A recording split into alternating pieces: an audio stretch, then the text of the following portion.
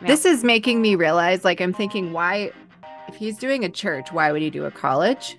And Hmm. some of the stuff we've read makes me realize that he had very specific thoughts about what college did, that college put too many liberal ideas into the heads of its students.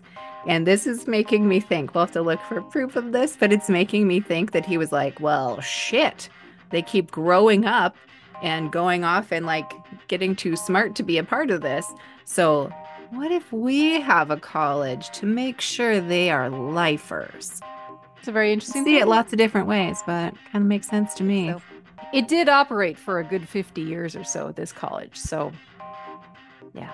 Apparently he had some millionaire friends that he was associated with that kind of convinced him or encouraged him to open up Ambassador College. So we'll get into a Okay. little bit more on what Well, Ambassador College was. starting a college can be a very good business venture also, because make no mistake, like we think those places of higher learning, oop, opening a jar.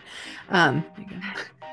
We think those places of higher learning are all like altruistic and oh, we're here to do better for the world and whatever. Like, no, they're fucking not, because we live in capitalism. So literally everything is there to make money. It's required to. And that's what we all need in order to live. So that's how it True. works. It's true.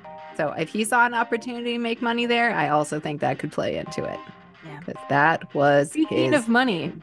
Yeah. speaking of money, Armstrong made a lot of it.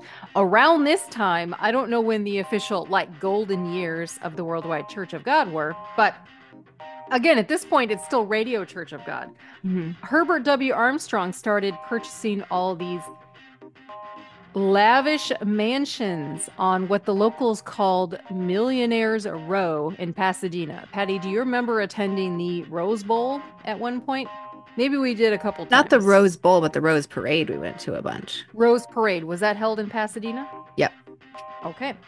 Right, that avenue that they went down, it was called like Orange Grove Avenue. I don't know if it's still called that, but that's where the Rose Bowl Parade would go. Armstrong Oh. started buying out all of these properties around that area because his Ambassador College was around that same location. He even bought, it wasn't until what, 1956 that he bought a place called, it was the historic Hewlett C. Merritt Mansion. Really beautiful place with some beautiful gardens. The owner had died and then he purchased it and he renamed it Ambassador Hall, which will come later. But Gotcha. throughout these years here, so like 1947 to 1956, he was buying out property, very expensive, lavish property in Pasadena, California. And I'm not going to sit here knocking on people that make a lot of money, but again, a lot of scandal comes up around surrounding all of his tithe money and how he was making money. So, Well, when you convince people that they get to pay three tithes, yeah. Mhm. oh, Pretty sure you're doing it for the money.